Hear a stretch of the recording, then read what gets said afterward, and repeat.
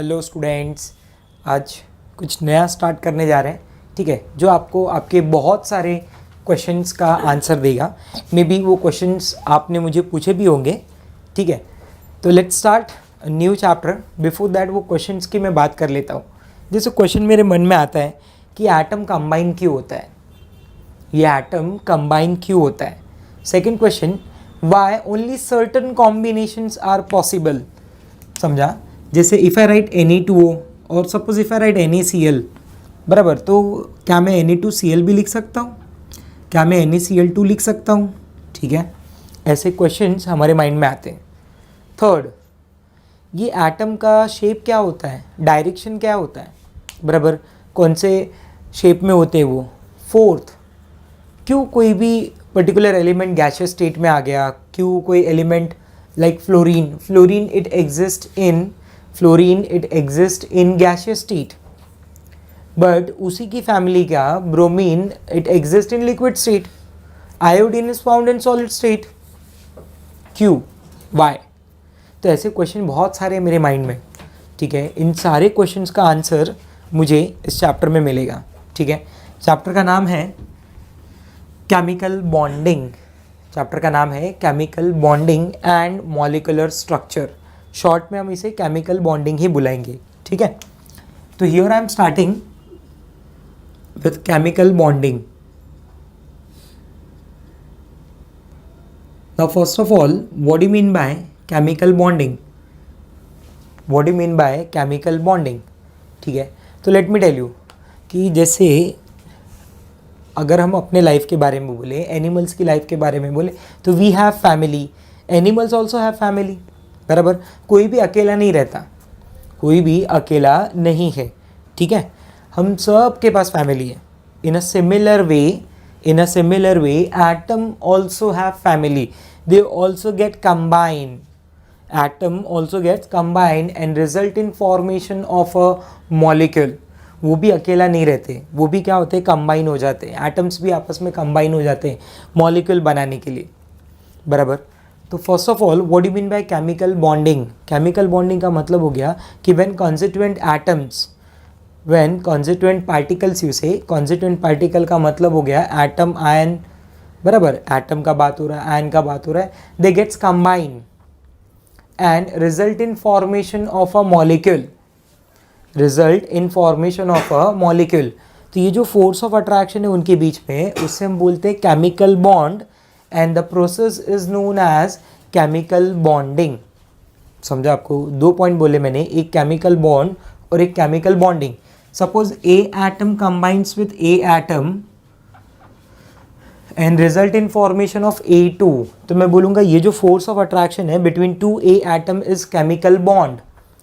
This force of attraction will be called as chemical bond, and this process is known as chemical bonding. Force of attraction का नाम chemical bond है and the process is known as chemical bonding. Clear? उस process को हम chemical bonding के नाम से बुलाते हैं, बराबर। Now question is, bond बनाना ही क्यों है, ठीक है, need क्या है इस bond का, बराबर। तो let us understand that कि उस बॉन्ड का नीड क्या है, ठीक है। तो नीड के बारे में अगर आप बात करेंगे ना स्टूडेंट्स, बॉन्ड के अगर नीड के बारे में बात करेंगे ना, तो मैं आपको बोलूँगा कि number one they want to attain, atom want to attain configuration like noble gases, atom want to attain configuration like noble gases. Atom ना अपना कॉन्फ़िगरेशन नोबल गैस जैसा करना चाहता है, बिकॉज नोबल गैसेस का कॉन्फ़िगरेशन स्टेबल होता है, वो लाइफ में स्टेबल है, वो अकेले रहते, वो किसी के साथ कंबाइन नहीं होते, बराबर। तो पहला बात, to attain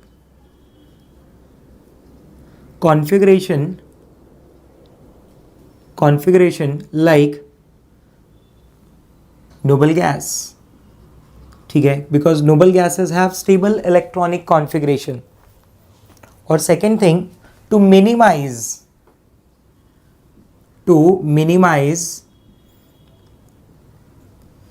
potential energy, or you can say to attain stability, to minimize potential energy, या फिर आप उसी को बोल दो to attain stability, because potential energy का relation is inverse with stability.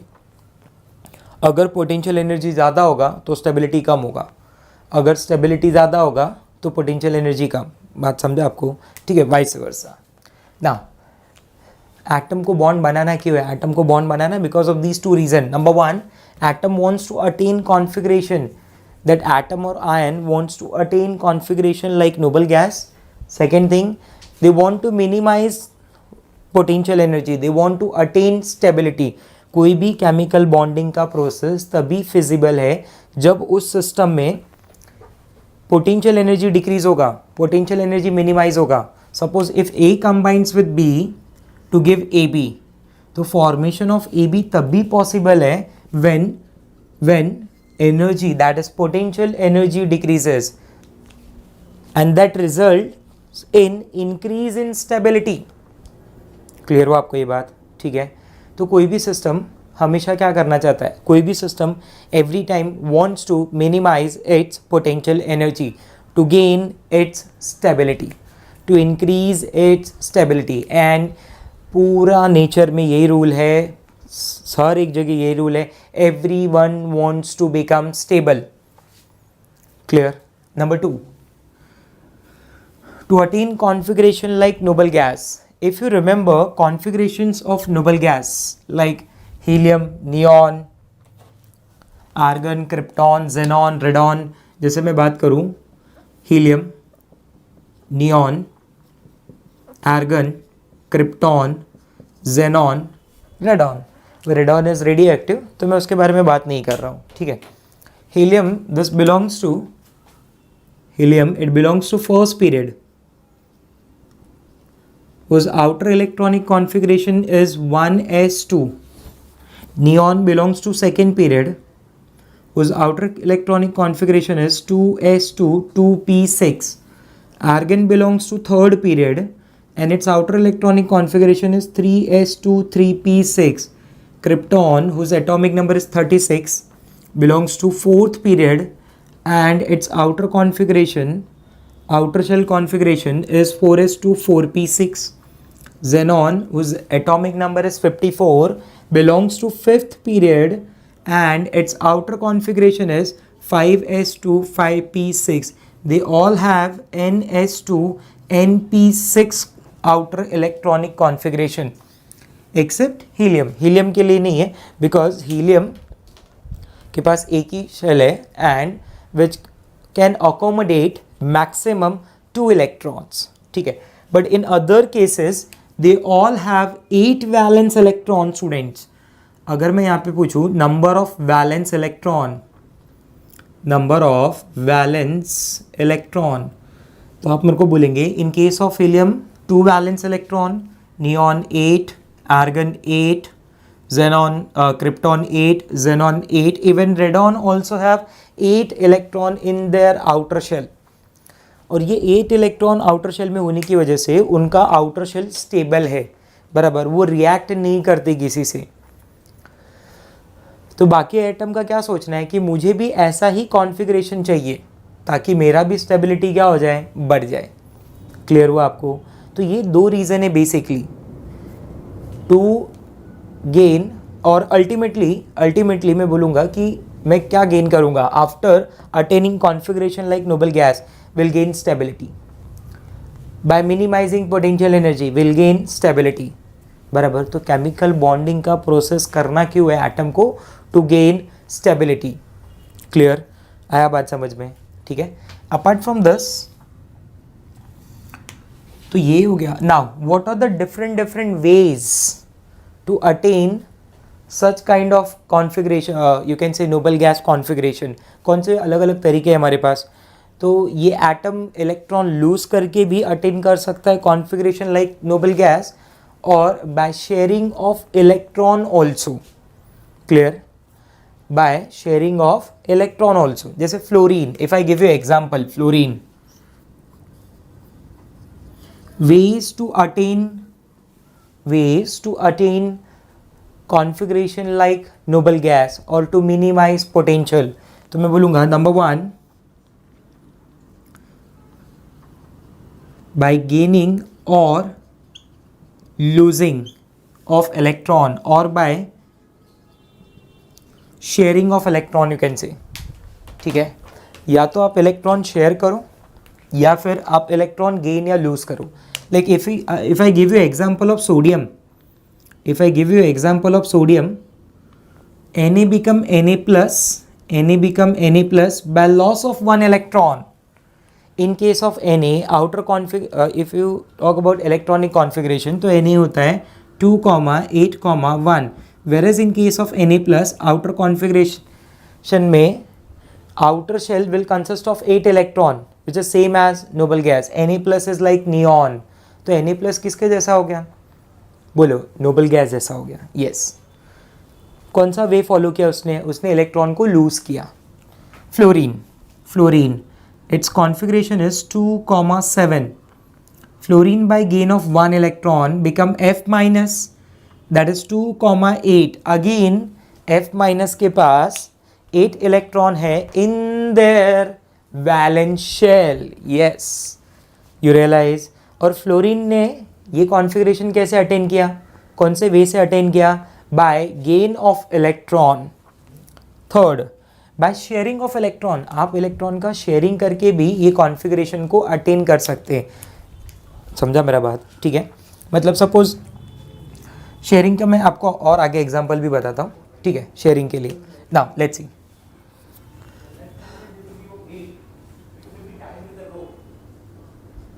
Next part is Lewis, को हम लोग एक्चुअली बोलते हैं लुइस. आप पढ़ेंगे लेविस, बट एक्चुअली हम जो नाम देते हैं that is Lewis and Kossel. Lewis and Kossel approach, Lewis and Kossel theory towards chemical bonding. Lewis and Kossel theory towards chemical bonding, their approach towards chemical bonding. इनका क्या बोलना था कि ये जो मैंने आपको वेज एक्सप्लेन किए ना, यही इन्होंने बताया कि Lewis and Kossel L K approach, हम लोग उससे शॉर्ट में बोलेंगे L K approach. According to L K, Lewis and Kossel, if element loses और गेन, बराबर, एक कोई एलिमेंट है जो इलेक्ट्रॉन लूज कर रहा है या इलेक्ट्रॉन गेन कर रहा है या फिर इलेक्ट्रॉन शेयर कर रहा है टू गेन स्टेबिलिटी. किसी भी एलिमेंट के अंदर स्टेबिलिटी कैसे आएगी? Either bye gain of electron और बाय लूजिंग इलेक्ट्रॉन और बाय शेयरिंग ऑफ इलेक्ट्रॉन. ठीक है, इन्होंने बोला कि कोई भी एलिमेंट स्टेबिलिटी कैसे गेन करेगा. एलिमेंट की जब भी मैं बात करूँ ना, तो नोबल गैसेस काउंट नहीं करना है, एक्सेप्ट नोबल गैसेस में बात कर रहा हूँ. तो उनके अंदर स्टेबिलिटी कैसे आएगा? उनके अंदर स्टेबिलिटी आएगा बाय गेनिंग, लूजिंग और शेयरिंग ऑफ इलेक्ट्रॉन्स. ठीक है, एंड अपार्ट फ्रॉम दैट आपको एक और जो बातें याद रखनी है regarding octet rule. Octet rule as such इस रूल का बहुत ज़्यादा यूज़ तो नहीं है और बहुत ही ज़्यादा इंपॉर्टेंट भी ये रूल नहीं है, बट इनिशियली आपको हेल्प करेगा. अकॉर्डिंग टू ऑक्टेट रूल, जब कोई भी मॉलिक्यूल की फॉर्मेशन हो रही है, बराबर, जब कोई भी मॉलिक्यूल फॉर्म हो रहा है, बराबर, तो उस केसेस में element will lose or gain electron. Element will lose, gain or share electron to form that molecule. तो octet rule का क्या बोलना है कि that element either gain or lose or वो sharing भी करे, बराबर. After gaining, losing or sharing of electron, it must have 8 electron in their valence shell. 8 electron in their valency shell. Valency shell का मीनिंग है outer shell. उसके outer shell में 8 electron होना चाहिए. वो इलेक्ट्रॉन लूज कर रहा है, वो इलेक्ट्रॉन गेन कर रहा है या फिर वो इलेक्ट्रॉन शेयर कर रहा है, वो कुछ भी करे, but should have 8 electron in their valence shell, बराबर, टू अटेन स्टेबिलिटी. इस रूल के लिए, ऑक्टेट रूल के लिए, हाइड्रोजन और you can say hydrogen and lithium को कंसिडर नहीं किया जाता. हीलियम तो मैं ऑलरेडी नहीं करूँगा बिकॉज हीलियम के पास फर्स्ट शेल है, वो फुलफिल्ड है. But in case of hydrogen and lithium अगर आप बात करेंगे तो हाइड्रोजन और लिथियम के लिए मैं ये रूल फॉलो नहीं करूँगा. आया समझ में बात? एंड अपार्ट फ्रॉम दिस ये हैवियर एलिमेंट्स के लिए भी नहीं है, बराबर। It is only for lighter elements, बहुत ज़्यादा एलिमेंट्स के लिए रूल नहीं है, तो आपको इसको बहुत ज़्यादा वैल्यू नहीं देनी है। जस्ट रिमेंबर कि ऑक्टेट रूल का ये बोलना है कि जब कोई भी मॉलिक्यूल का फॉर्मेशन हो, बराबर, तो जो उसका सेंट्रल एलिमेंट है should have 8 electron in their valence shell. That central element should have 8 electron in their valence shell. That's it. यही रूल है ऑक्टेट का, ठीक है ना। लुईस अप्रोच, लुईस का कुछ रिप्रेजेंटेशन है जो मुझे याद रखना है regarding, you can say number 1 Lewis approach.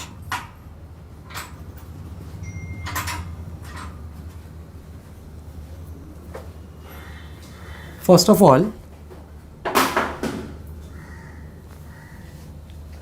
towards electronic configuration, Lewis approach towards electronic configuration. Lewis ने क्या किया, इलेक्ट्रॉनिक कॉन्फ़िगरेशन को ऐसे समझाया कि मान लो ये एटम है, बराबर, ये atom shell number 1, shell number 2, shell number 3, बराबर, शेल नंबर 4, मान लो ऐसे 4 शेल में जिसमें इलेक्ट्रॉन एंटर है। तो उसने बोला कि ये जो है ना, ये पार्ट होगा इनर शेल, बराबर, इसमें जो इलेक्ट्रॉन प्रेजेंट होंगे वो होंगे इनर कोर इलेक्ट्रॉन्स।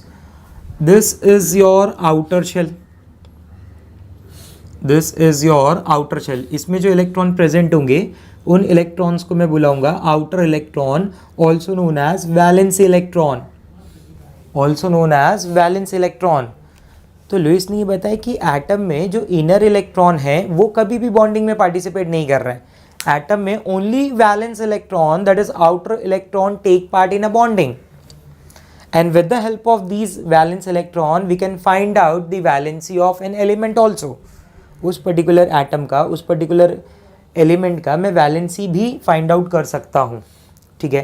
तो ये सबसे पहला पॉइंट इलेक्ट्रॉनिक कॉन्फ़िगरेशन में उसने ऐसे समझा कि जो इनर कोर है इलेक्ट्रॉन्स का वो बॉन्डिंग में पार्टिसिपेट नहीं करेगा, जो सिर्फ आउटर कोर है ना वो बॉन्डिंग में फोर्स ऑफ अट्रैक्शन डेवलप करने में पार्टिसिपेट कर रहे हैं, ठीक है। लेट अस अंडरस्टैंड, जैसे अगर मैं बोलूँ हाइड्रोजन के केस में, and apart from this Lewis ने ये भी बोला कि जो इलेक्ट्रॉन्स प्रेजेंट हैं, दिस आउटर और वैलेंस इलेक्ट्रॉन्स, दिस आउटर और valence electron are represented by, this outer or valence electron are represented by dot, this outer electrons are represented by dot, ठीक है। उसने उन आउटर इलेक्ट्रॉन्स को element के ऊपर डॉट से रिप्रेजेंट किया। एग्जाम्पल, एलिमेंट नंबर 1 हाइड्रोजन, अगर मैं एलिमेंट नंबर 1 हाइड्रोजन का बात करूं तो इसका लुईस सिंबॉलिक रिप्रेजेंटेशन जो होगा, लुईस रिप्रेजेंटेशन होगा be like this, hydrogen having one outer electron, because hydrogen का configuration is what, 1s1, 1s1, it means it possesses only one valence electron in their outer shell or first shell, you can say। in case of hydrogen पहला shell ही outer shell है, okay। तो this is Lewis representation। if I ask you कि इसका valency electron कितना है तो आप बोलोगे 1। if I ask you इसका valency कितना है, those element which have only 2 electrons or less than 2 electrons in their valence shell, उनके लिए फॉर्मूला है 2 minus, I repeat 2 minus number of valence electron। तो इधर एक है ना वैलेंस इलेक्ट्रॉन, तो 2 minus 1, हाइड्रोजन के लिए वैलेंसी इज 1, ठीक है। हीलियम, लुईस ने बोला हीलियम का रिप्रेजेंटेशन ऐसे होगा, हीलियम पोजेस 2 आउटर इलेक्ट्रॉन ना, तो ये उसके पास 2 डॉट दिखाएंगे हम लोग। And in case of helium number of valence electron is 2, valency हो जाएगा 2 minus 2 equal to 0, because helium के लिए ऑलरेडी हमने बोला है वो अकेला एग्जिस्ट होता है, एटम की फॉर्म में एग्जिस्ट होता है, वो कभी भी मॉलिक्यूल नहीं बनाता, ठीक है। Lithium, lithium it's configuration is 1s2 2s1, तो it possesses only one valence electron in their outer shell, it possesses only one valence electron in their outer shell। तो मैं लिथियम में लिखूंगा ऐसे, और नंबर ऑफ वैलेंस इलेक्ट्रॉन हो जाएगा 1। Valency का फॉर्मूला थोड़ा सा चेंज करेंगे, जो मैंने पहला फॉर्मूला बोला था 2 minus number of valence electron is valid only for hydrogen and helium, because उनका जो फर्स्ट शेल है can accommodate maximum 2 electrons. Second shell onward जो आउटर शेल आ रहा है वो 8 इलेक्ट्रॉन अकोमोडेट कर सकता है सेकेंड शेल वाला. तो अब जो भी मैं माइनस करूँगा बराबर वो 8 में से माइनस करूँगा, बट उसमें भी रूल है जब नंबर ऑफ वैलेंस इलेक्ट्रॉन 4 से ज़्यादा होगा तब. क्लियर. तो सर अभी क्या करना है, अभी जितना भी नंबर ऑफ वैलेंस इलेक्ट्रॉन है उसको एज इट इज लिख दो. ठीक है. For valency beryllium, beryllium possesses 2 electrons in their outer shell, so this is beryllium बराबर. how many valence electron? 2. valency 2.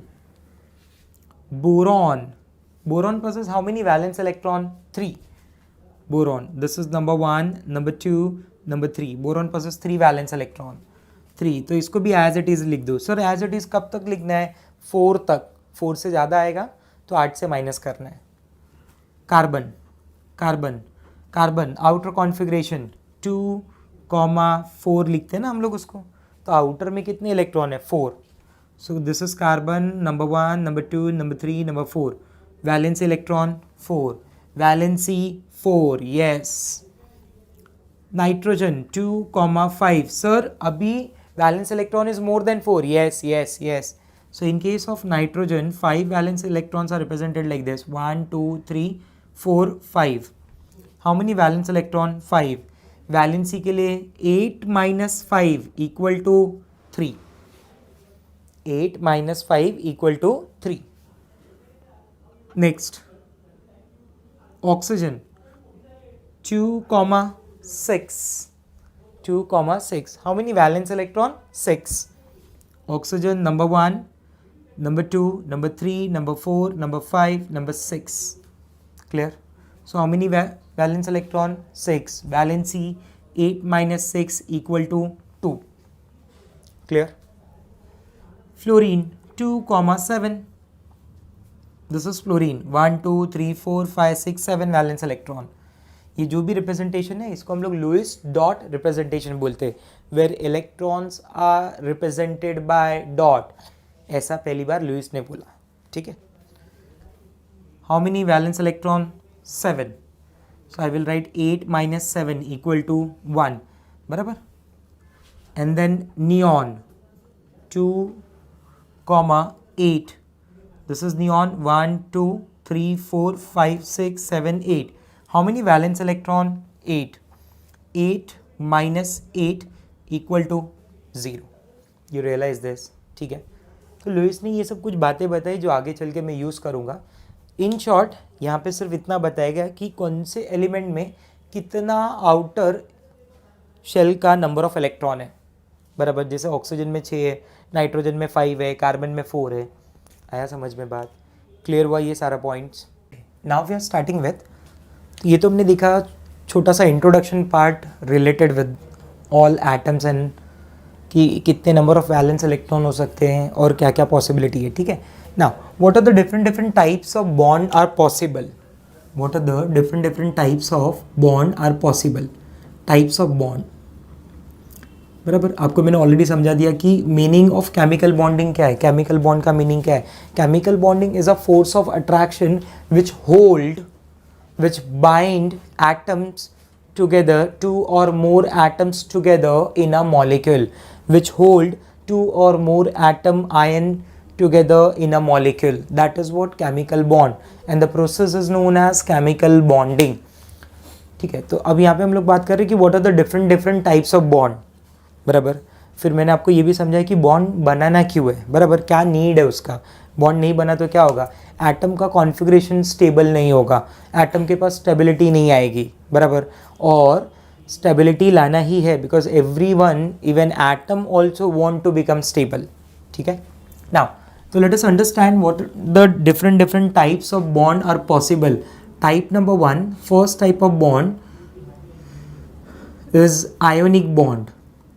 पहला जो बॉन्ड है वो आयोनिक बॉन्ड है, ये नाम आपने सुना भी होगा. Second bond is covalent bond. Ionic bond, covalent bond. इसी में एक स्पेशल टाइप होता है coordinate bond.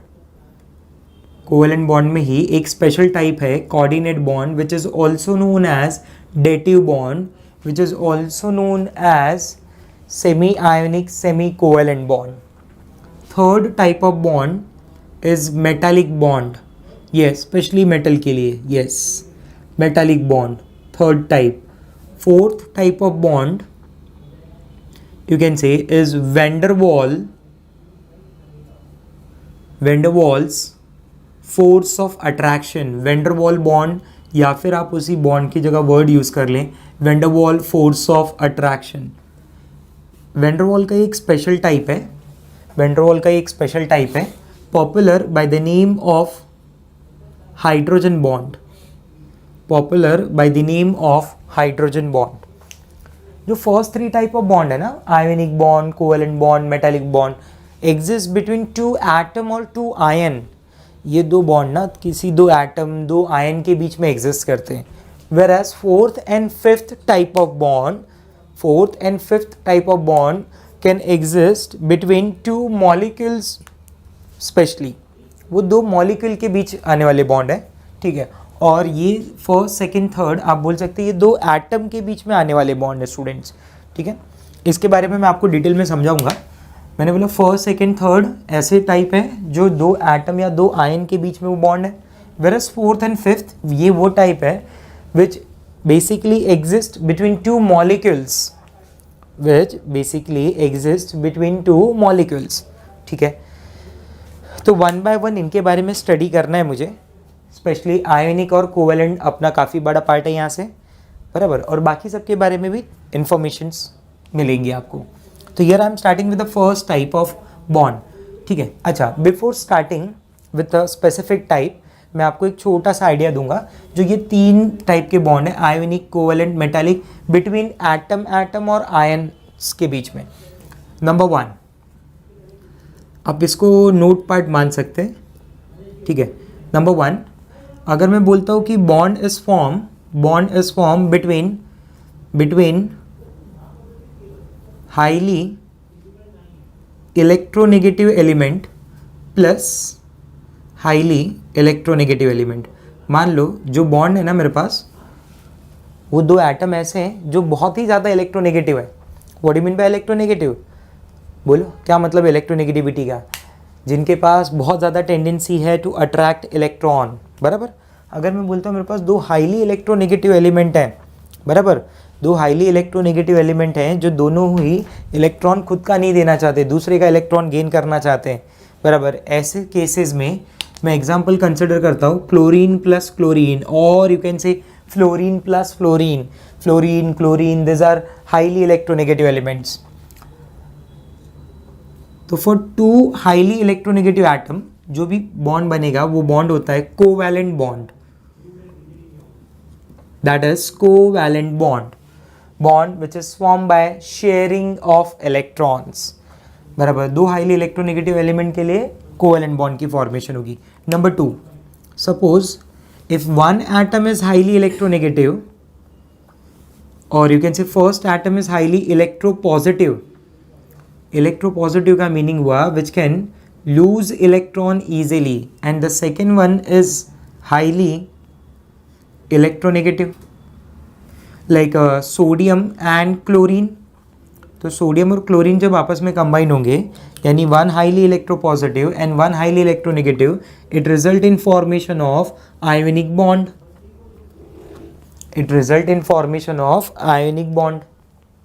Clear. Third type is when both are highly electropositive. दोनों एटम हाईली इलेक्ट्रोपॉजिटिव हैं. Highly electropositive plus highly electropositive. Short में I will write it as electropositive.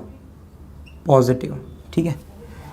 Like sodium and sodium, तो it will result in formation of metallic bond. Students, it will result in formation of metallic bond. Because ये जो electropositive character है ये metals का character है, और जो electronegative character है ये नॉन मेटल्स का कैरेक्टर है. क्लियर हुआ आपको? तो इन शॉर्ट मैंने आपको ये समझाया कि वो जो दो एटम में या दो आयन में बॉन्ड बनेगा वो तीन टाइप का हो सकता है. Can be ionic, can be covalent और can be metallic. If it is form between two highly electronegative element, तो वो होगा covalent. If it is form between two highly electropositive elements then it is metallic. And if it is form between one highly electropositive and one highly electronegative then it is an example of ionic bond.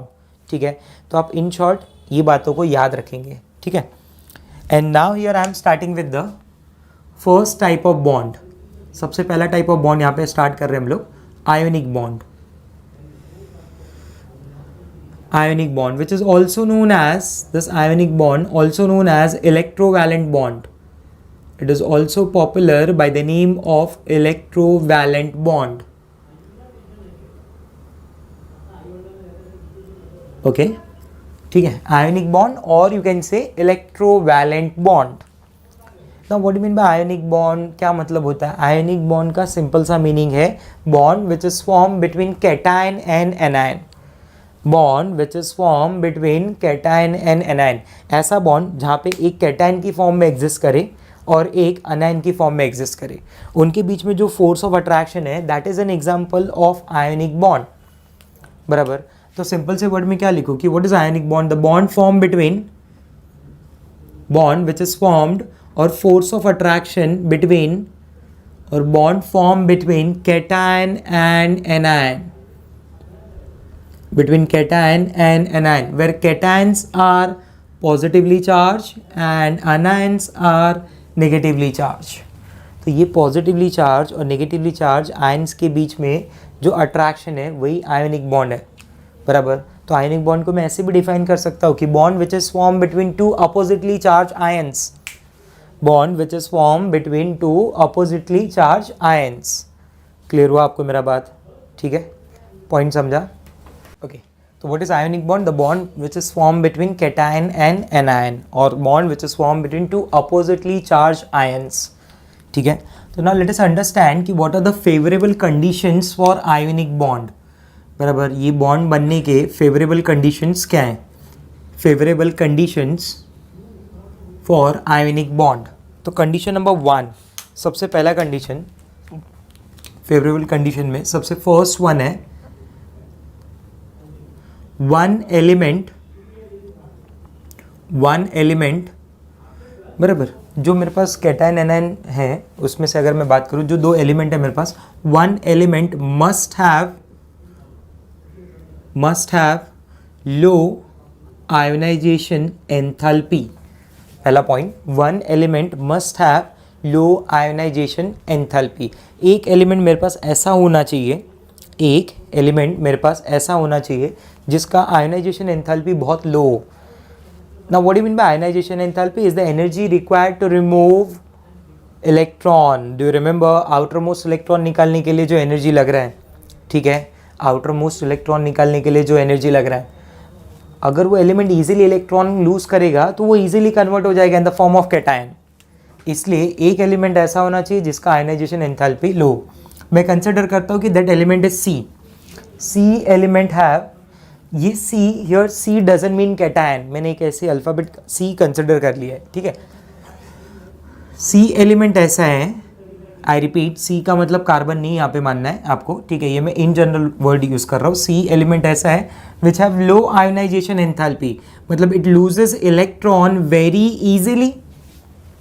ठीक है, number 2, this C plus is positively charged और ये positively charged ion will be called as cation.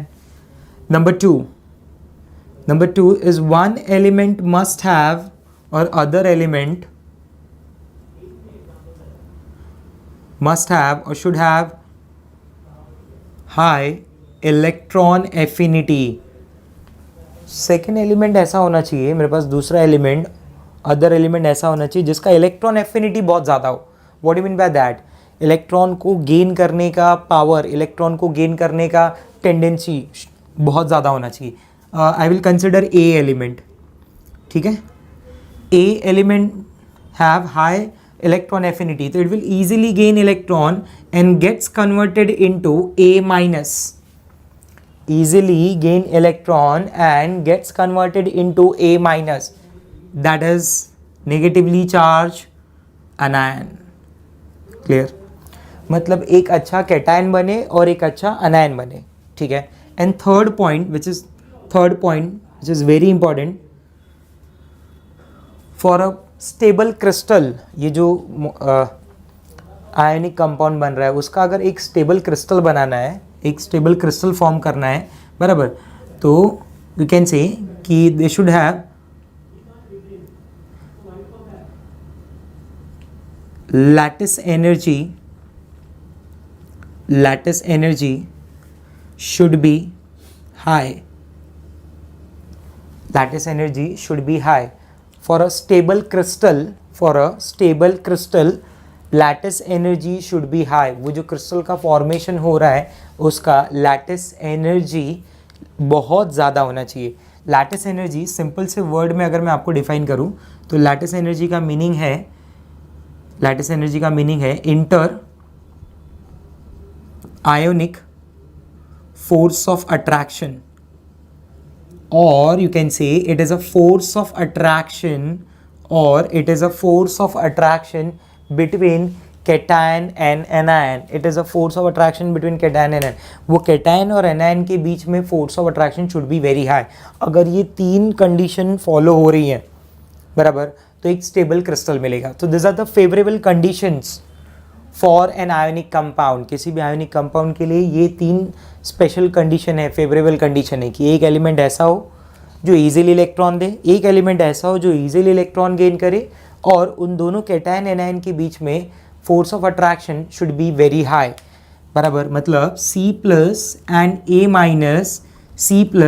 A minus should have high force of attraction.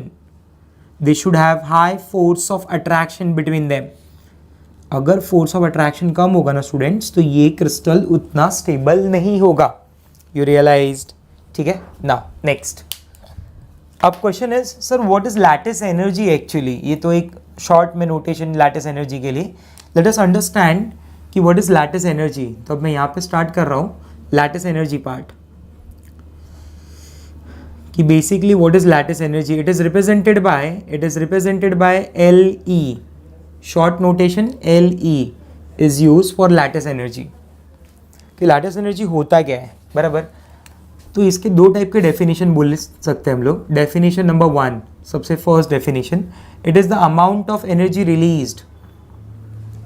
It is the amount of energy released. It is the amount of energy released during formation of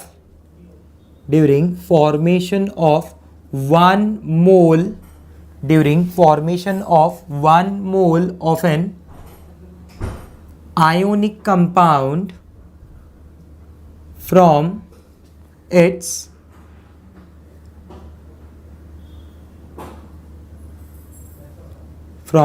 constituent ions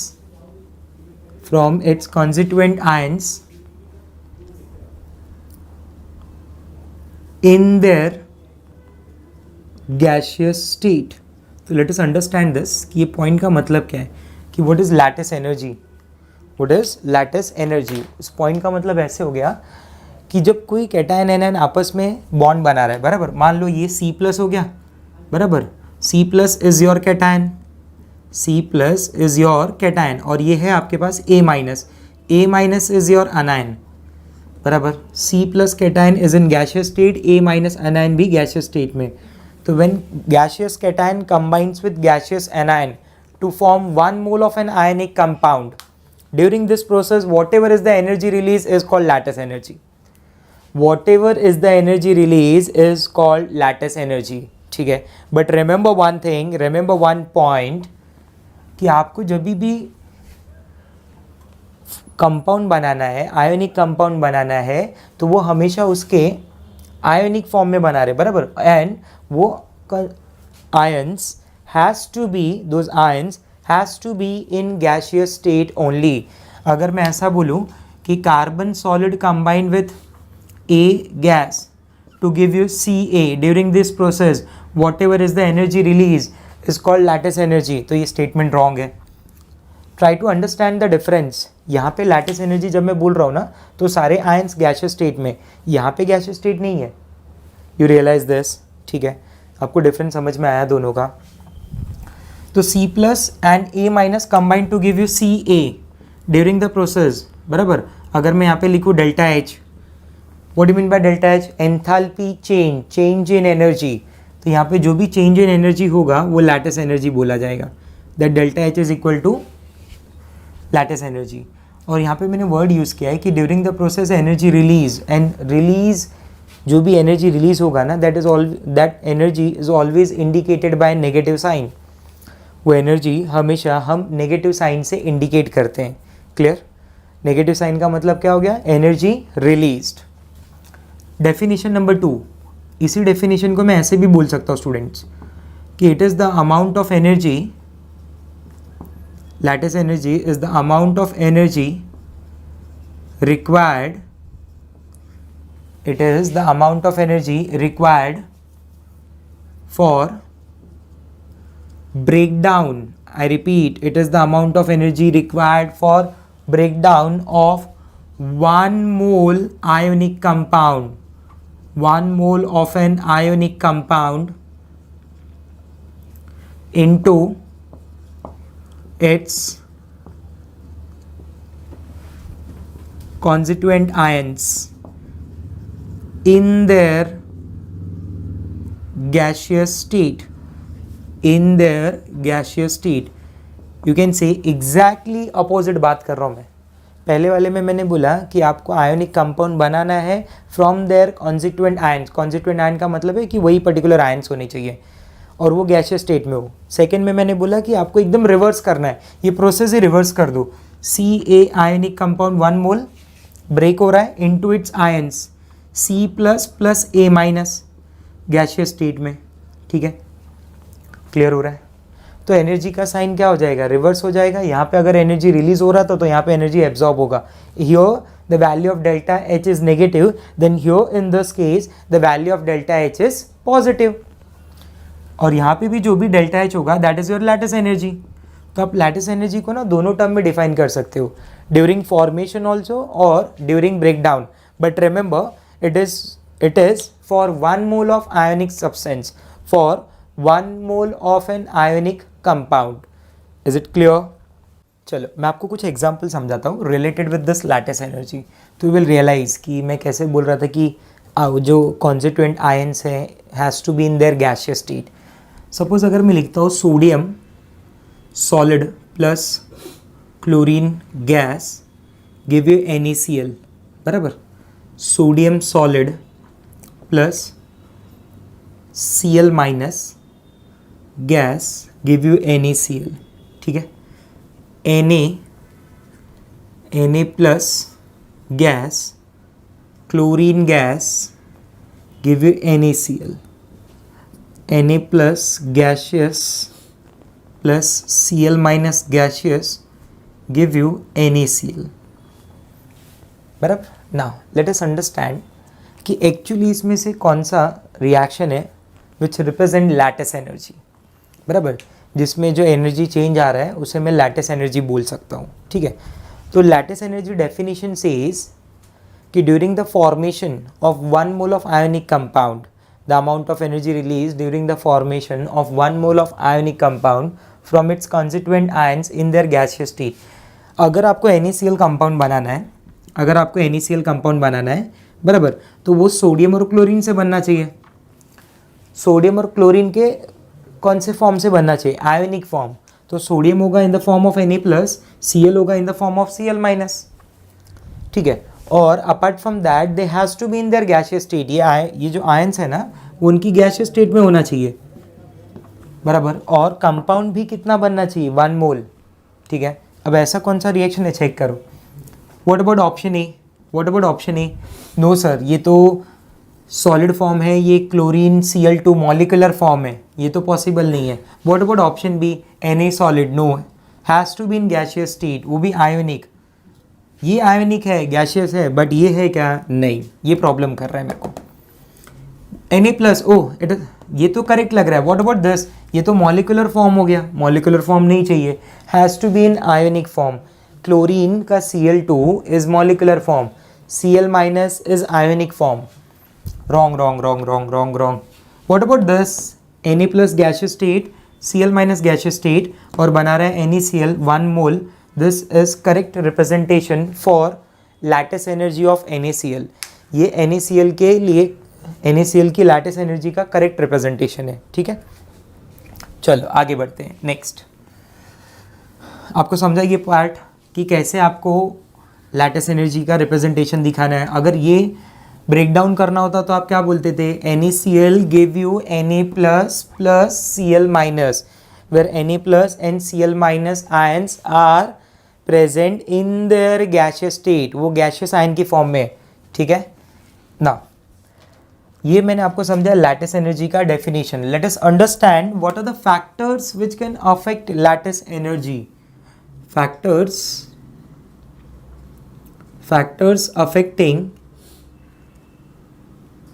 factors affecting lattice energy. What are the factors which can affect lattice energy? कौन से ऐसे factors हैं जो lattice energy को affect कर सकते हैं? ठीक है, तो अगर आप लैटिस एनर्जी के फॉर्मूले पे देखेंगे तो lattice energy is proportional to Q1 Q2 R plus R minus. ठीक है, R प्लस R माइनस को मैं डायरेक्टली लिख दूंगा R square. R plus R minus को मैं डायरेक्टली लिखूंगा R स्क्वायर. ठीक है, where Q1 is represent positive charge present on cation. Q2 को मैं बोल रहा हूँ negative charge present on anion. R plus radius of cation, R minus is radius of anion. ठीक है, R plus is radius of cation, R minus is radius of anion. अगर आपको ये R स्क्वायर नहीं लिखना है तो you can write it as R1 R2. ठीक है, योर विश. और you can write it as R plus R minus also. ठीक है, तो लेट अस अंडरस्टैंड कि कौन से फैक्टर्स अफेक्ट कर रहे हैं. तो यहाँ से पता चल रहा है कि फैक्टर कौन सा अफेक्ट कर रहा है, पॉजिटिव चार्ज, नेगेटिव चार्ज और radius. If I start with size, first factor size. बराबर, तो साइज का रिलेशन क्या है? Lattice energy is inversely proportional to size. Check करो आप, lattice energy is inversely proportional to size. Radius ना, radius of cation anion का मतलब क्या है? Size of cation anion. Suppose अगर मैं आपसे पूछूं, मान लो दिस इज योर कैटायन. ठीक है, ये आपका कैटायन है बराबर, and this is your anion which of similar size, small size cation, small size anion. Cation anion, sir ये positively charge, it represent nucleus. ये कैटायन ये एनायन को अट्रैक्शन करेगा definitely due to opposite charge.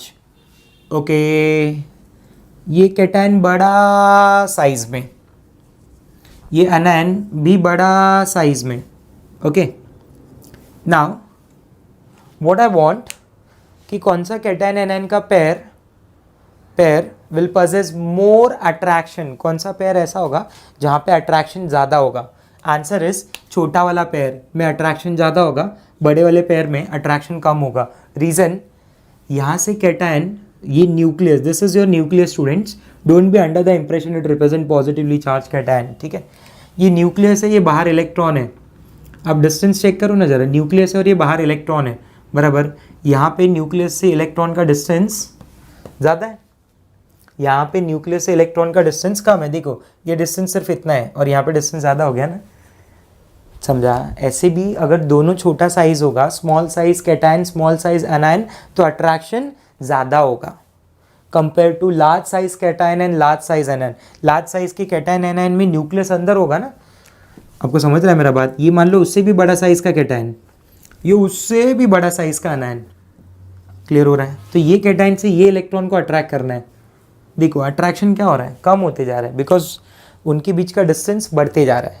ठीक है, तो remember lattice energy, if I ask you in a simple word कि lattice energy maximum किधर होगा, स्मॉल साइज कैटायन एनायन में या फिर लार्ज साइज कैटायन एनायन में? Answer is it is maximum between small size cation and anion. आया समझ में मेरा बात?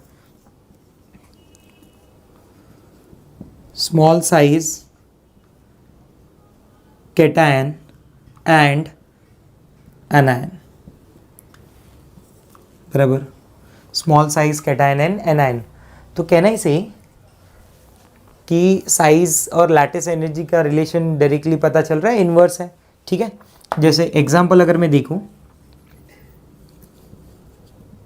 If I compare LiCl with NeCl, LiCl with NeCl, तो LiCl में लिथियम प्लस चार्ज है और NaCl में Na का प्लस चार्ज है. Li plus is smaller in size than Na plus. Li plus is smaller in size than Na plus. Everybody knows about this. ठीक है, periodic table का concept है ये, आपका बेसिक कॉन्सेप्ट. Li plus का size छोटा है Na plus के साइज़ से. अब अगर Li plus का साइज़ छोटा होगा तो LiCl में ज़्यादा लैटिस एनर्जी होगी कंपेयर टू NaCl, क्योंकि दोनों एनायन का तो साइज़ एक ही है. तो LiCl का लैटिस एनर्जी ज़्यादा है compare to NaCl. If I compare NaCl with KCl, तो NaCl का लैटिस एनर्जी ज़्यादा है कंपेयर टू KCl. क्लियर हो रहा है बात? Suppose if I ask regarding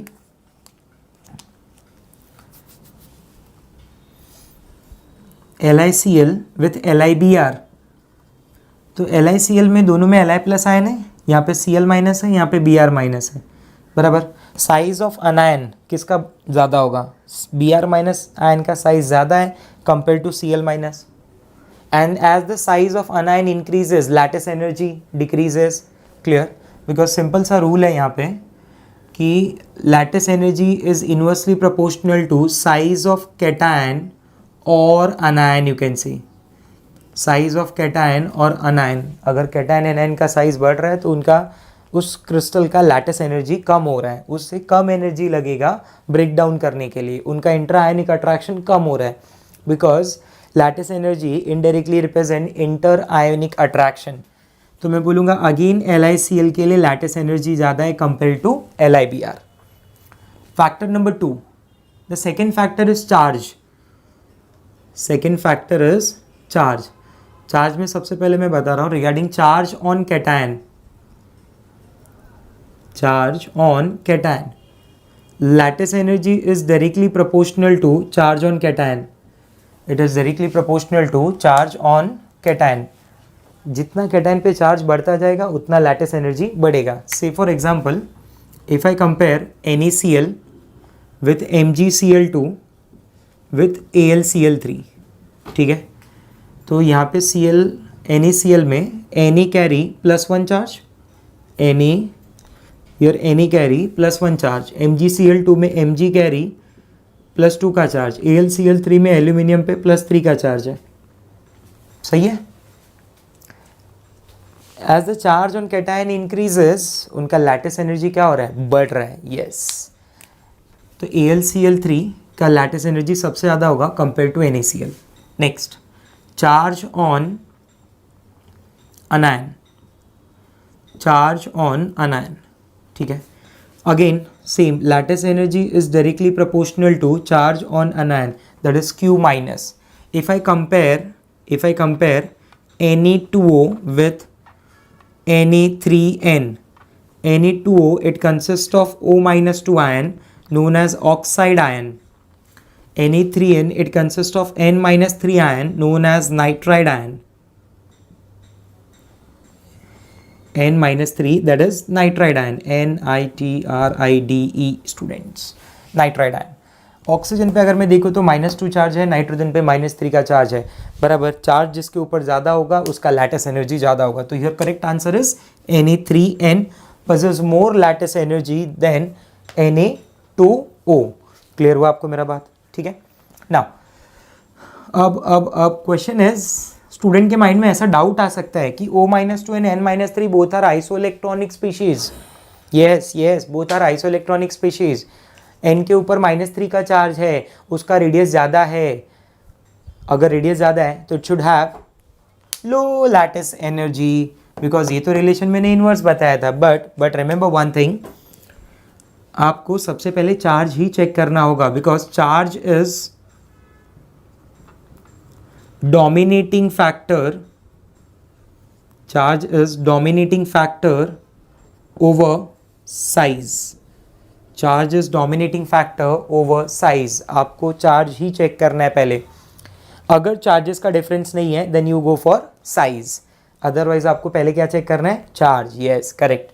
if I compare Al2O3 with Aln, so in case of Al2O3 O-2 again oxide ion है बराबर, N-3 नाइट्राइड आयन है बराबर।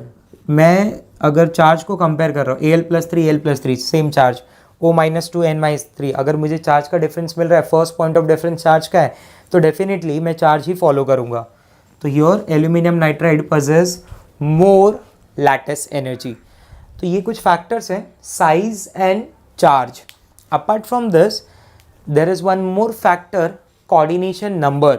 बट इन 11th स्टैंडर्ड अभी के स्टेज में आपके लिए कोऑर्डिनेशन नंबर नहीं आपको याद रखना है, ठीक है। कोऑर्डिनेशन नंबर आपको 12th स्टैंडर्ड के सिलेबस में मिलेगा। क्लियर हुआ मेरा बात?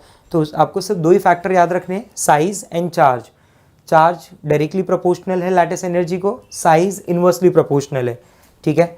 चार्ज और साइज में भी डोमिनेटिंग फैक्टर कौन सा है? Charge. Clear? Okay, so here I will give you few examples to understand order of lattice energy, ठीक है। जैसे मैं आपको सबसे पहले एक इजी एग्जांपल दे रहा हूँ। If you compare LiCl, NaCl, KCl, तो बोलो क्या लैटिस एनर्जी का ऑर्डर मिलेगा अपने को? If I compare LiCl, NaCl, KCl ना, तो LiCl में Li+ आयन्स है, NaCl में Na+ आयन है, KCl में K+ आयन है बराबर। LiCl, Na+, K+, इन तीनों में इफ़ यू ऑब्जर्व तो K+ आयन का साइज सबसे बड़ा है। एनायन तो सेम है, तो उसका पॉइंट ऑफ डिफरेंस आपको ढूंढना है। एनायन सेम है, कोई बात नहीं। कैटायन पे आ जाओ, कैटायन डिफरेंट है, चार्जेस सेम है। अब आ जाओ साइज पे बराबर। पहले क्या चेक करोगे? पहले चेक करो अनायन बराबर, अनायन सेम मिला, ठीक है। फिर चेक किया मैंने कैटायन, कैटायन डिफरेंट मिला, यस। जैसे डिफरेंट वर्ड आया ना, now check charge, first of all charge and then go for size. अगर चार्ज का डिफरेंस नहीं आया ना, then only go for size. अगर चार्ज का डिफरेंस आ गया ना, तो साइज देखने का जरूरत नहीं है, because charge is dominating factor over size. Charge is dominating factor over size, charge is deciding factor ना, तो साइज नहीं देखना है। क्लियर? तो यहाँ पे in case of cation there charges are same, तो मैंने क्या देखा? साइज। K+ आयन का size is large as compare to Na+ and Li+, and size is inversely proportional to lattice energy. तो LiCl, LiCl, NaCl and then KCl. Number 2. Second, if I compare BeCl2, MgCl2 and CaCl2, या फिर चलो BeCl2, MgCl2, CaCl2. And what about anion? Same. What about cation? Different. What about charges? CaCl2 में Ca carry charge of +2, MgCl2 में Mg carry charge of +2 बराबर, BeCl2 में Be carry charge of +2, ठीक है। तो अगर मुझे इन तीन में कंपेयर करना होगा तो मैं बोलूँगा यहाँ पे लैटिस एनर्जी ज़्यादा हो रहा है, क्योंकि इस चार्ज का साइज़ क्या है? छोटा है। क्लियर हो रहा है आपको बात? ठीक है ना। Suppose if I compare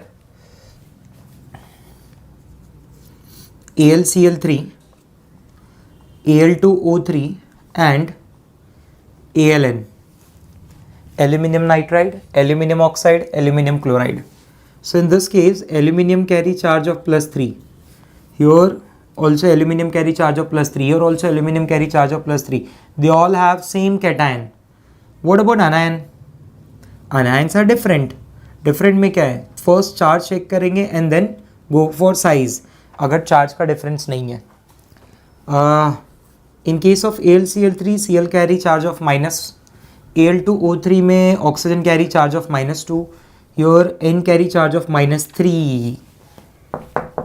charges का डिफरेंस है, साइज देखने का जरूरत नहीं है, ठीक है ना। More charge more is lattice energy. Clear हो रहा है बात? ठीक है। Suppose one more example, if I want to compare NaCl with MgCl2 and AlCl3, aluminum have charge of +3, Mg have charge of +2, sodium have charge of +1, Na+, Mg+2, Al+3. They all have same anion but different cation which are differ by their charges. Which are differ by their charges. तो Al+3 का charge सबसे ज़्यादा है तो इसका lattice energy सबसे ज़्यादा होगा। क्लियर हुआ आपको मेरा बात? आया ये पॉइंट समझ में? ठीक है, तो आज जो भी मैंने देखा वो सब रिलेटेड था लैटिस एनर्जी और लैटिस एनर्जी के फैक्टर से, कि what are the different different factor for lattice energy. ठीक है, नेक्स्ट क्लास में will do calculation of lattice energy and what are the different different properties of ionic compound. Okay, चलो bye bye everyone.